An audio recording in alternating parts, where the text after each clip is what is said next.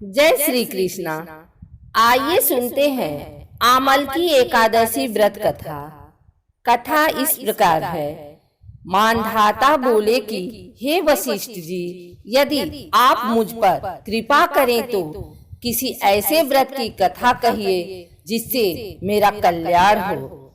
महर्षि वशिष्ठ बोले कि हे राजन, सब व्रतों से उत्तम और अंत में मोक्ष देने वाले आमल की एकादशी के व्रत का मैं वर्णन करता हूँ। यह एकादशी फाल्गुन माह के शुक्ल पक्ष में होती है। इस व्रत के करने से समस्त पाप नष्ट हो जाते हैं। इस व्रत का फल 1000 गौदान के फल के बराबर होता है। अब मैं आपसे एक पौराणिक कथा कहता हूँ, आप ध्यान पूर्वक सुनिए। एक वैदिश नाम का नगर था जिसमें ब्राह्मण, क्षत्रिय, वैश्य और शूद्र चारों वर्ण आनंद सहित रहते थे। उस नगर में सदैव वेद ध्वनि गूंजा करती थी तथा पापी, दुराचारी तथा नास्तिक उस नगर में कोई नहीं था। उस नगर में चैत्रथ नाम का चंद्रवंशी राजा राज्य करता था। वह अत्यंत विद्वान तथा धर्मी था। उस नगर में कोई भी व्यक्ति दरिद्र व कंजूस नहीं था। सभी नगरवासी विष्णु भक्त थे और आबाल वृद्ध, स्त्री पुरुष एकादशी का व्रत किया करते थे।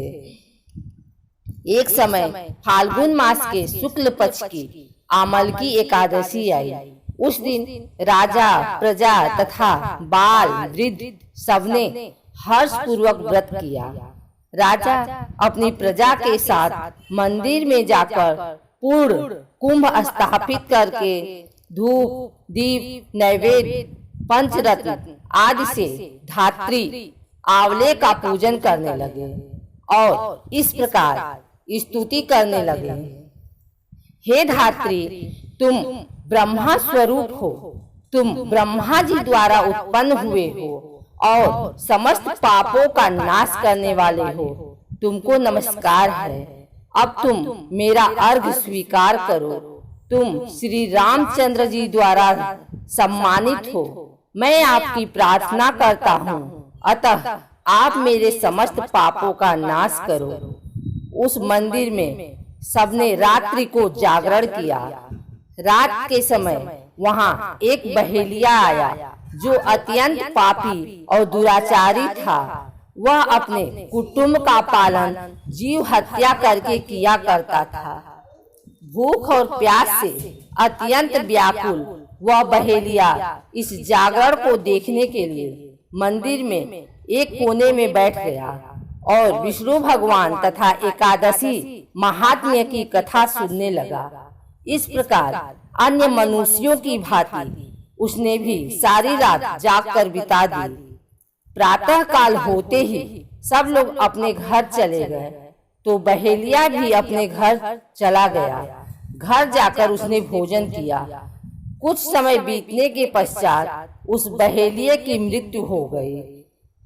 मगर उस आमल की एकादशी के व्रत तथा जागरण से उसने राजा विदुरथ के घर जन्म लिया और उसका नाम वसुरथ रखा गया।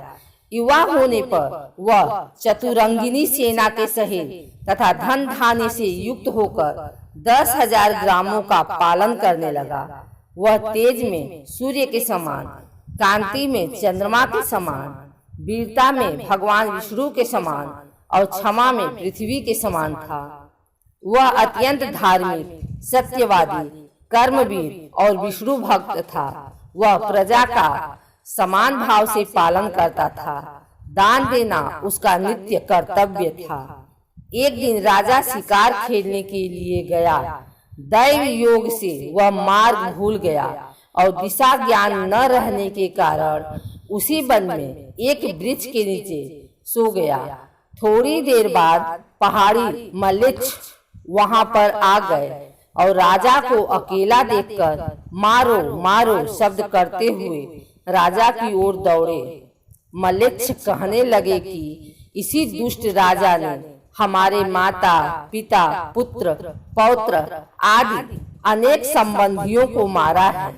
तथा देश से निकाल दिया है, अतः इसको अवश्य मरना चाहिए।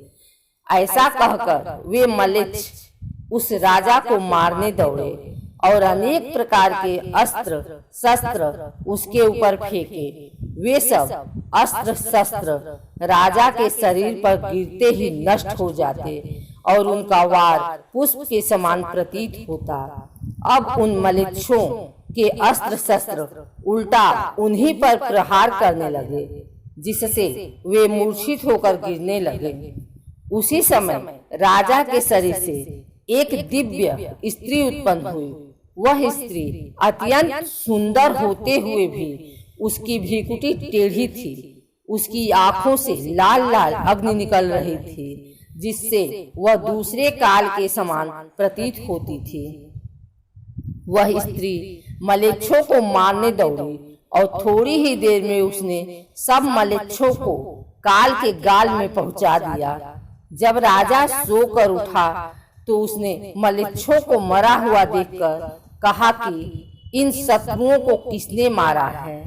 इस वन में मेरा कौन हितैषी रहता है? वह ऐसा विचार कर ही रहा था कि आकाशवाणी हुई, हे राजा, इस संसार में विष्णु भगवान के अतिरिक्त कौन तेरी सहायता कर सकता है?